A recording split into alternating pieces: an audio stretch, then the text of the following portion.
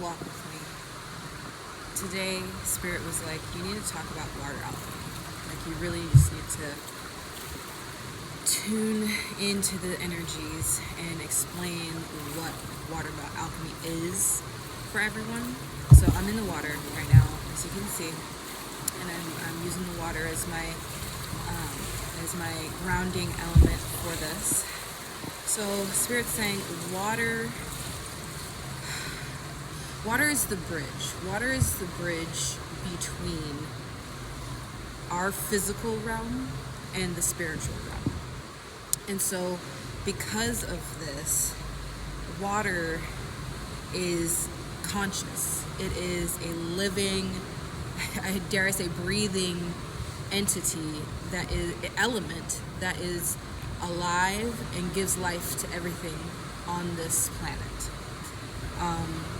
So water alchemists essentially are the conduit for water and act as the bridge between the physical realm and the spiritual realm as well. So we're tools. I don't want to, I guess some people feel some type of way about saying it like that, but we are a tool for water to get these messages across and for healing. In ancient times, alchemists used transformed water to transmute energies, and used other, sacred waters, herbal waters, crystal waters, waters from sacred wells, from sacred places, to really enhance healing abilities and heal other people, and then also just connecting to the divine feminine. The divine feminine, this is her realm. Water is the divine feminine's realm. And so it's really our duty to intentionally work with water so that we can enhance vibrational energy and align with its sacred essence deep within, deep within ourselves and the universe. It's not just about us. The more we heal, the more we grow, the more the collective heals, the more collective grows, the more Gaia heals, the more Gaia ascends, and it's a trickle, it's a ripple effect, if you will, if we're going to go with our water, what's it called? Our water jargon here. Water, we all know that water represents, purification. Water represents flow, renewal, the cycles of life. Sometimes water is associated with death and rebirth, just like Phoenix energy, and just like the death card in tarot. It is closely tied to the cycles of your own life, and with the divine feminine, it's nurturing energies, the nurturing energies of the divine mother. We see, as alchemists, we see water as a representation of the subconscious, of the subconscious mind, the intuition, the emotional depth, emotional healing. That's really how I see it personally. Let me know if you disagree or you have something else to add to that, but that's how I see it. And through water, we release all the things that no longer serve us. We release all those suboptimal energies that are really making our vibration not as high as it could be. As a water alchemist, I believe the water's power to transform is so unreal, you guys. I can't even tell you. Okay, I'm gonna go on a sidebar. So this morning, I had my first private lesson clients for the year. They are all beginners, they're all new to the water. They are so excited to be here, as am I. Their energy is so infectious, where they're just like, I'm in the water, I'm nervous, I'm out of my comfort zone. I need your help. Guide me, please, because don't go too far. Like, it is such a beautiful energy. And, I was just, before I tapped into these water alchemist energies, that's I'm saying it's my soul calling. I used to teach swim lessons and do private lessons, and the vibe when I taught them was more of like, okay, I just gotta get in, hit these points, get it done, and move on to the next lesson. Boom, boom, boom, boom. Very business-like, very not like, I enjoyed it, but I wasn't allowing myself to enjoy it. You get what I'm saying? I'm like, the pressure of having a good lesson, or making sure that the client is happy, or making sure that no one dies. It was really just the focus of what I was doing. And it's still there on some level, but now that I've had this awakening of my soul, I just feel like I had a whole new experience teaching today. It was so beautiful. It was so, the connection. Like, I'm no Reiki master. I've dabbled in energy, healing with my hands, energy manipulation. Like, I can feel all of that in my hands and my fingers and all of that, and my feet for sure. Like, I feel it in my feet like nobody's business. But I never really put it to use with like a client of like who's nervous or tense because they are unfamiliar with the water, or just really afraid, like straight up afraid, like aquaphobia of the water.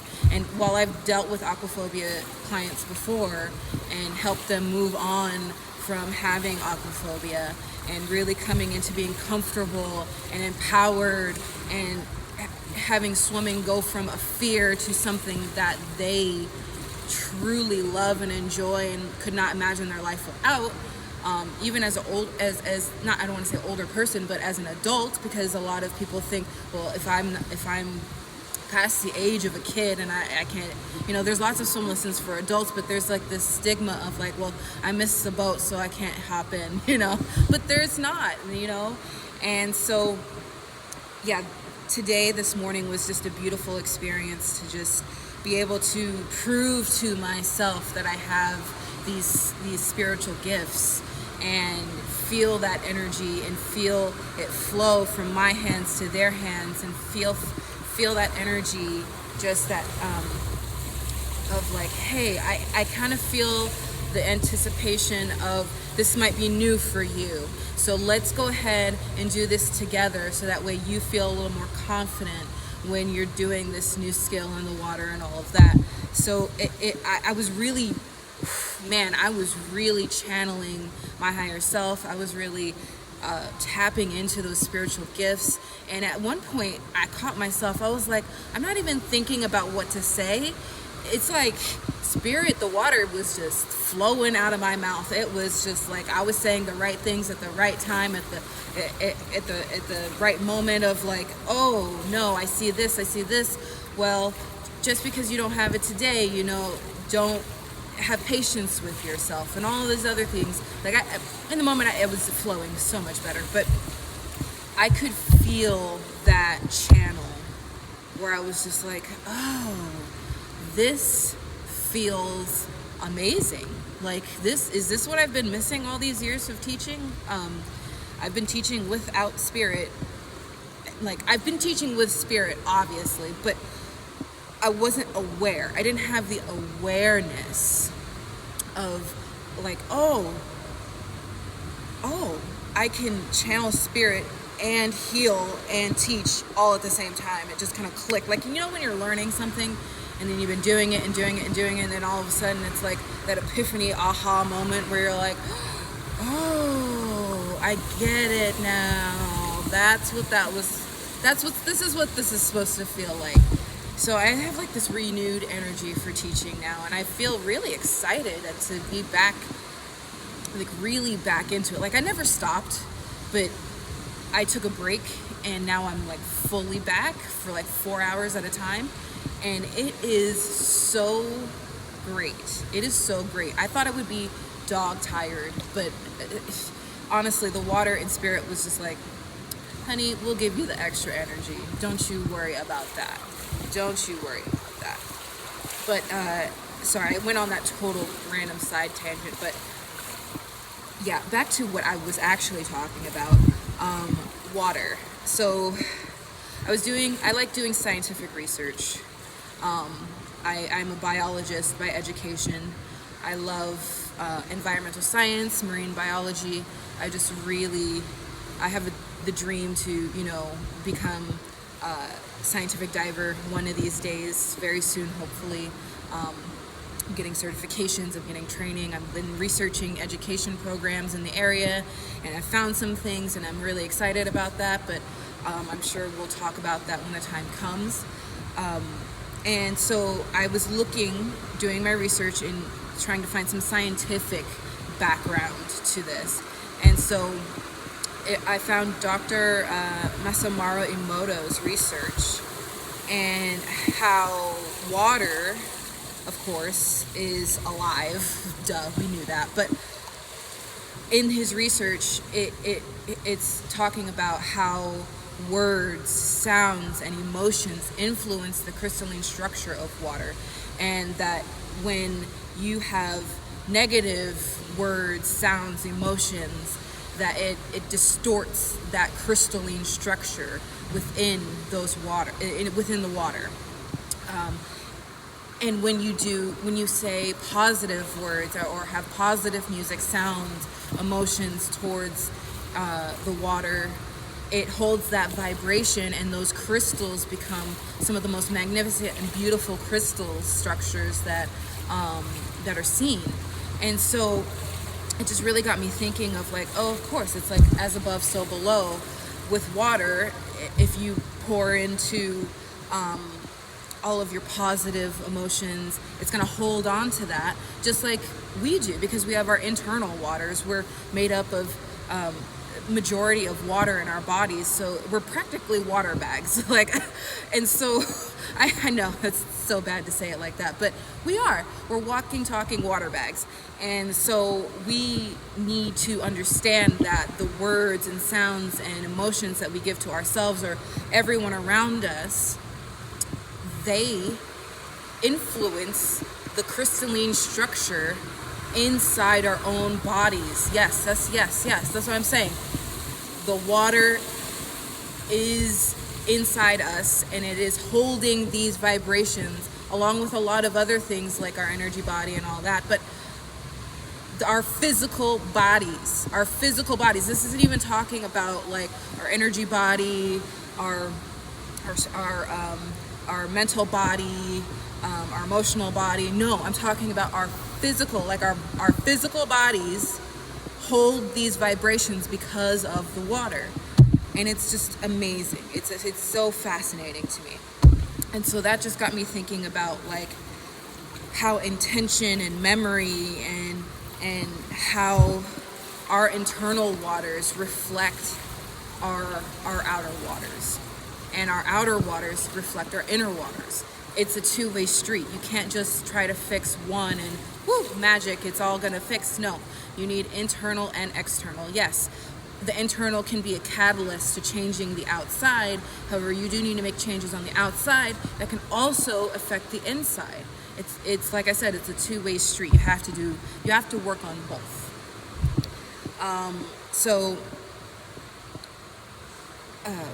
Where was I? I totally lost my train of thought. Spirit, help me come back here, realign. So what do water alchemists do? What exactly do I do as a healer, outside of teaching swim lessons and helping people get over their aquaphobia and helping people learn to connect with the water, to become comfortable with the water, to really be held by the water? I, on my own spare time, infuse water with intentions. Every water bottle I have has a flower of life print underneath it.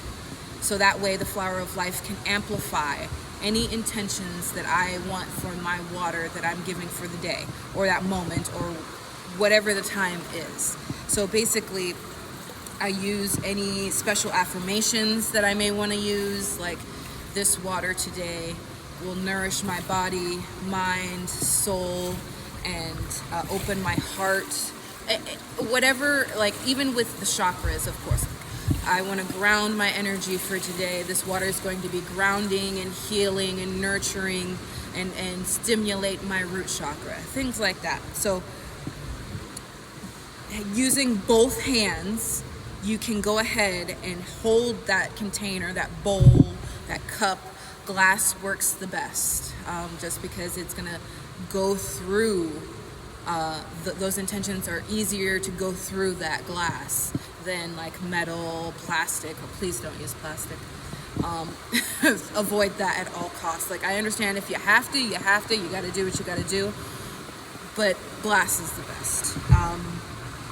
And just really taking breaths, doing breath work with the cup or bowl in your hand, meditating on what your intention is for that water. And when I say meditating, it's not just saying those words out loud, which you do. You need to say the words out loud.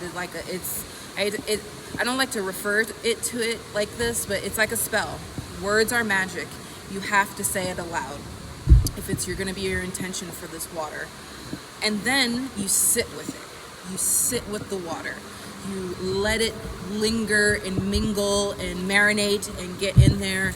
And then you go ahead and use that water for whatever you were going to use it for. If it's safe to drink, you drink it. That's my favorite, is to use water that's drinkable and then drink it and use that. You're getting the intentions right down into your body, and it works fantastic.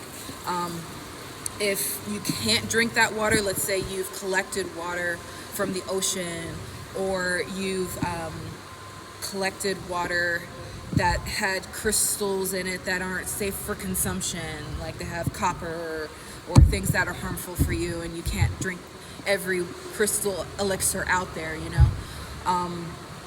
you would want to making sure it's safe to pour into the soil, pour into your garden. That's what I do. I love to pour it into my garden, and it makes me happy to see the plants thriving, and then it makes me feel like I'm absorbing that energy as well. So it's not just about drinking the water, it's also about using it as an anointment, or if it's skin safe, or putting it into your garden and letting it have that nourishing love as well. One thing I like to do also is, of course, everyone always talks about baths, ritual baths. They are fantastic. Of course, I am not knocking them. I do them myself. I get my candles out. I get my incense out. I get my Palo Santo out. I get my crystals out that I'm gonna bathe with. I get my essential oils. I have my affirmations, my intentions, my herbs like rosemary and all of that. But one thing that people are sleeping on, because you don't necessarily need a ton of water for it to absorb those energies and vibrations. You don't need gallons of water for it to happen. If you don't have a bathtub, which I get a lot of people don't, you just have a shower. Use whatever you can to stop the tub or just the little square place that you have your shower, and just like an inch or two of water. That's really all you need. Like, you just need enough to cover your toes, and you channel that intention, that purification, that healing sacred water that you've made. You put that, you absorb it through the soles of your feet, basically. That's why your hands are very powerful as healers, but your feet are also really, really powerful when healing. And I get it, we're not really touching other people with our feet like that. Like, I'm not really doing that. But self-healing is the purpose for that. You absorb it through your feet, and it goes right up through to your root chakra and all the other chakras, and you're aligned, and it's fantastic. So don't count yourself out if you don't have a bathtub, because you can still do these in a very small amount of water. You don't need a gallon or two of water to sit and soak. And no, it's really the intention, and you don't need hours and hours and hours. Like, yes, a long luxurious bath or a long luxurious shower is just fantastic and it feels great, but you don't need it. You like, water, spirit's just telling me right now, like, I'm so powerful that I work in an instant. It does. It's fast. You would think that you would need to let the energies just soak in, but no. That's not how that works. It's way more powerful than needing to sit for hours and hours and hours in a tub. No, honey. I'm just here to tell you, like, if you think that you can't do this, you can. You can do this, okay? So I talked about the divine feminine a little bit earlier. I kind of want to circle back to that. So the divine feminine is like our mother. It's everyone's mother. It's, even if you have a bad relationship with your own mother, I love my mother. We have a good relationship now. We weren't always like the closest and, all of that, but now I feel like we have like this really deep connection and love and respect and understanding with one another. But if you don't have that in your life, the divine mother, the divine feminine is calling you to heal and love and transmute those energies of your mother wound into reparenting with yourself and reparenting with the divine mother and the divine feminine. So there's lots of resources out there for connecting with the divine mother and the divine feminine. My go-to source is, of course, water. Water, straight up, the element is just, it's a personification of the divine feminine. And so when working with the divine feminine, I personally love meditations. I have a very active imagination. I have a very active brain. I love mental, I love, what did I say? Intellectual conversations and things like that.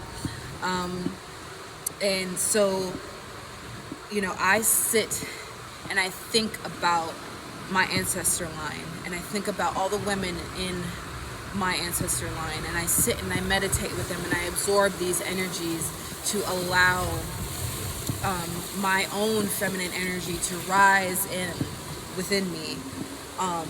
And also getting out into nature. I feel so blessed to live in California. I have the Pacific Ocean right there. I feel so blessed, like within 1 hour, I get to just be on the shore if I want to, or, I live right outside the Bay Area, so it literally is within 1 hour I'm on a shore, or even closer because I live near the marshes. So if I really just want to go out to the marshes and kind of look at nature, be by the water, put my feet in, I've done that plenty of times. All the fishermen look at you like you're crazy, but I'm just like, look, I'm sitting here on the edge of the dock here with my feet in, not fishing, just meditating and being. And it's sad that it's not more inclusive to be at the dock as a spiritual person, but you just do what you do and you receive that healing and you move on. But I digress. The Divine Mother is making a resurgence. Everyone knows about the Father God, but no one knows about the Mother God. I mean, it's starting to become a thing. People are realizing, like, oh, there is a female face of God as well. It makes so much sense that we would have the male face of God and the female face of God come into one unity, right? We're one unit, and be one whole God.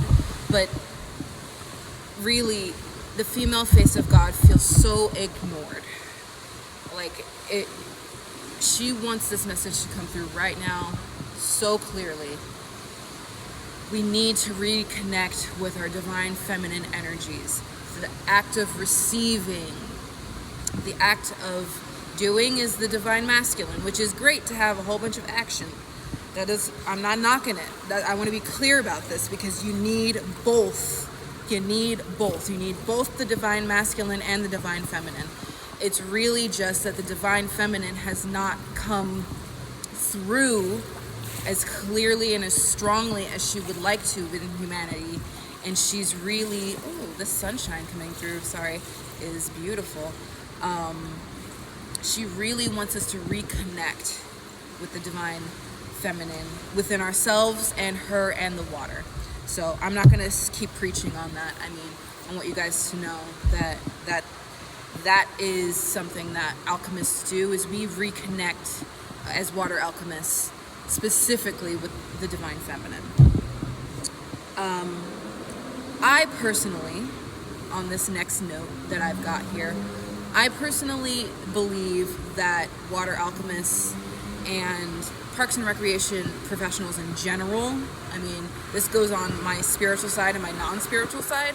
I have a non-spiritual side. I'm one person, but I'm just saying in my physical life and my spiritual life, we need to do more with protecting our waters and cleaning up our waters and really bringing back the reverence for the environment and our waters on this planet, honoring water as a sacred element, really connecting and trying to protect Mother Gaia. At this point, we are.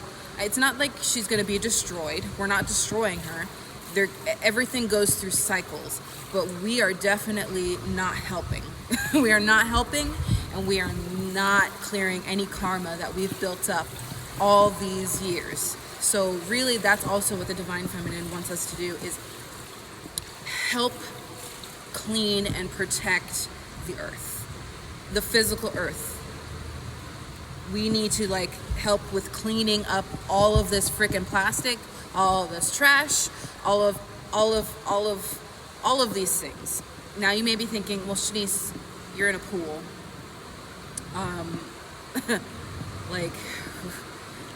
Isn't that kind of bad for the environment? Not necessarily. The more you connect with the water, and it also depends on your practices at your pool, but really, there are ways to be environmentally friendly as an aquatic facility, and there are ways to inspire people to connect with the water, so that way it is helping humanity transcend and transform and transmute, alchemists, transmute these energies to something more positive, so that we as humans go out and help the planet when we're not here at the pool. That's the whole point. We are a bridge between not being in the natural world and being in nature. So if you're going from 0 to 100, that's fantastic. But some people need to meet halfway, right? They need to go from I don't like nature to okay, I can come here and explore the waters and get my feet wet. And then, oh, well, now I guess I could go to the lake or the river or the ocean and, 100% out in nature. Some people need that intermediate step, and that's where we need to step up and be that, hey, we're that bridge. We're here to help you realize and become aware that water is sacred, and this is where you're going to do it. Okay. So I think I've talked enough I've preached enough so far. Sorry guys, I did not mean to go off on that kind of tangent, but this video is getting a little long, so I promised myself I was going to do shorter videos and do more videos since I have more to say about this topic. So I'm going to cut this short. I'll come back and keep talking about water alchemy, our role as water alchemists, some specific practices and rituals. I do want to mention that I have a book. It's called The Water Alchemist, Bridging Recreation, the Divine Feminine, and Conservation. I really want you guys to check that out. I have the link below if you're interested. It's on Amazon, ebook, paperback, and hardback formats. So if you're interested in learning a little bit more about how I personally bridge the three as a water alchemist of parks and recreation, conservation, and the sacred feminine, that book might be for you. Please remember to like and subscribe if you have not done so already. I really, really hope to see you guys back on my channel again, and more to come. Bye.